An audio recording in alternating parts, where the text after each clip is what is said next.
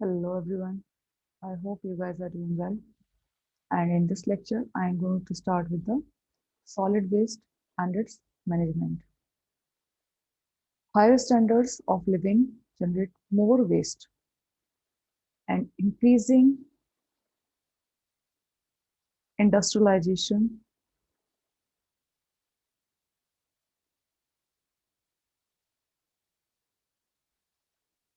leads to production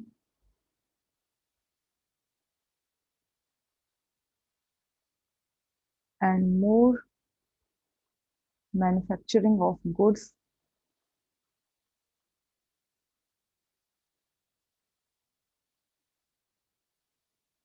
and products, and hence it leads to increased consumerism.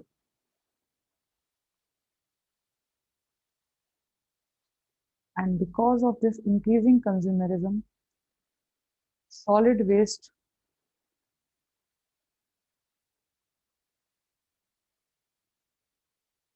management has become a global problem worldwide, right? So, as we said, higher standards of living generate more waste. That's why more is the developed country,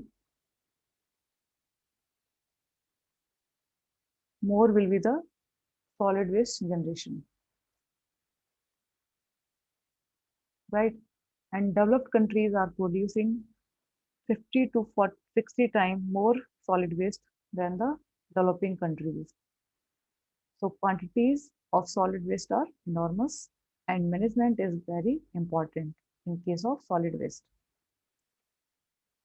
So these are the possible sources of solid waste, such as waste from the homes, also known as household waste, waste from the hospitals, known as biomedical waste, waste from industries, parks, gardens, shops, construction, and demolition waste.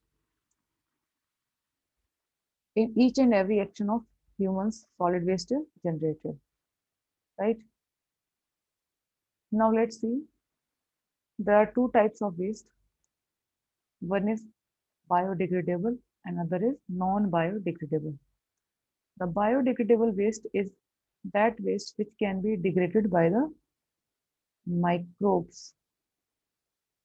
Means ऐसा waste जिसका biological degradation possible है, and non-biodegradable waste is which cannot be degraded by microbes. For example, organic waste is also known as biodegradable waste, such as vegetable waste, food waste, tea leaves, eggshells, and dry leaves. All these are examples of biodegradable waste. Examples of non-biodegradable waste are polythene bags, glass bottles, scrap metals, tins, cans, and e-waste, that is electronic waste. All these are examples of non-biodegradable waste.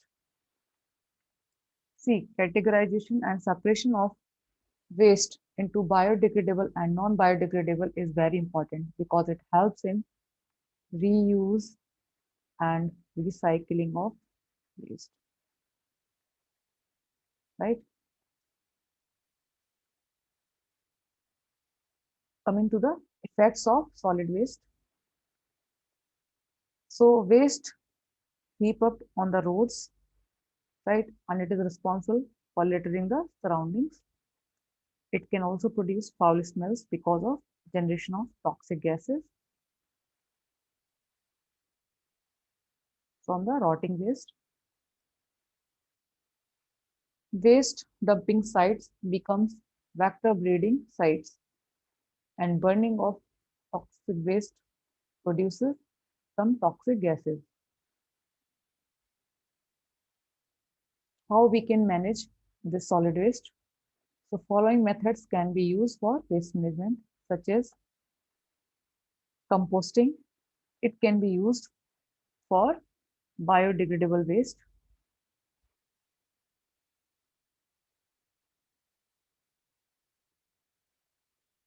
Especially, we can make compost from the kitchen waste,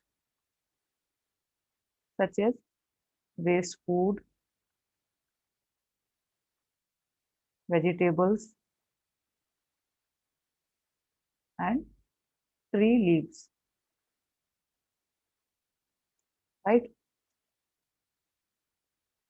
Another method is making sanitary landfills.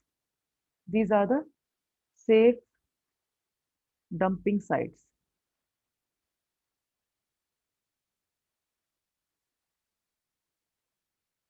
Next method, which can be used for solid waste management, is incineration or open burning. Next is segregation of waste. So, as I told you, that categorization and segregation of waste is very important. For example, we can segregate waste at home into biodegradable and non-biodegradable,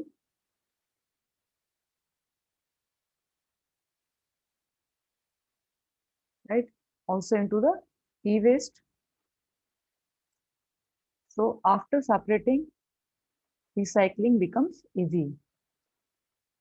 Next is current trends of 3 Rs, such as reduce, reuse, and recycling. All these three steps are very important in waste management. For example, if we can reduce waste, right? So reduction of waste is the best practice we can adopt for the waste management. This is the very first step, right? Then if somehow waste is generated or in the forms of some products and goods, then we can reuse it. For example, as we do in place of plastic, right? And then after reusing such waste, it can go to the recycling, right? So this reduce, reuse, and recycling is very important, especially this practice is very good in case of plastic waste management. As we know, plastic is non-biodegradable waste, and there are categories of plastic, right? There are some plastics which even cannot be recycled, right? So in that case, we can reuse such plastic repeatedly, right? Incineration is also adopted as a strategy for waste management. In this picture, you can see a landfill site. So this is how landfill is developed, and this is the structure of a landfill site, right? And this sanitary landfill really helps in conservation of and protection of groundwater, right?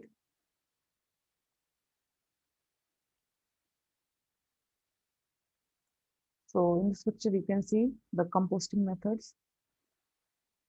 Compost, which can be made with the help of vegetables, fruit peels, and dry leaves.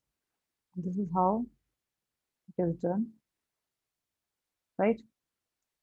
And it can be used as an organic manure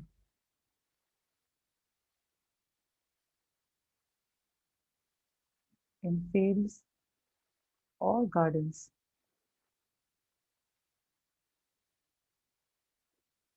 right? So here are certain initiatives which can be taken to reduce pollution, environmental pollution. First of all, laws have been made and are followed.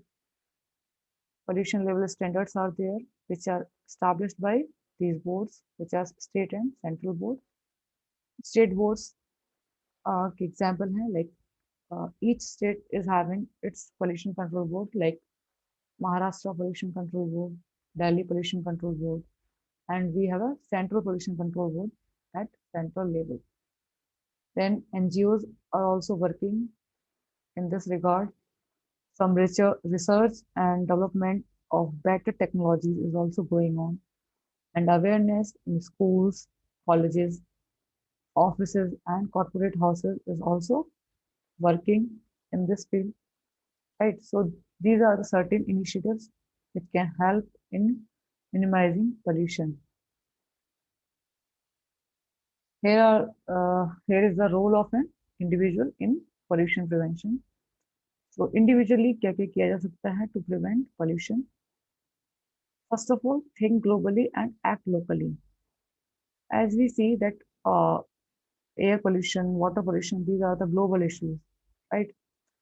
So we have to think globally and act locally. Use eco-friendly products. Use rechargeable batteries. No to access pesticides, chemicals, paints, and solvents. Use less or only required quantity of resources, very important. And reduction in consumerism and planting more and more trees. Best from the waste, right? For example, in this context, you can quote some examples like there is a cafe which is in Chhattisgarh uh, named Waste to Food Cafe,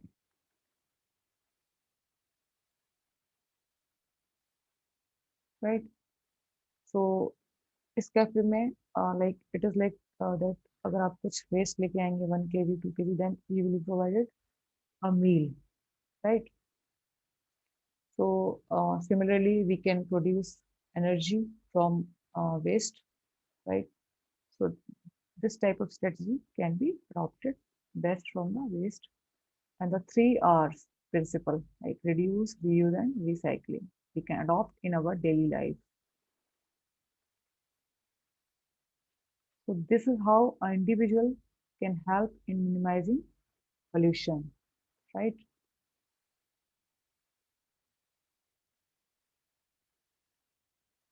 So in our next lecture, we will discuss some pollution case studies like Ganga Action Plan, Delhi air pollution and public health issues, plastic waste management, and Bhopal gas tragedy, right? So thank you for listening.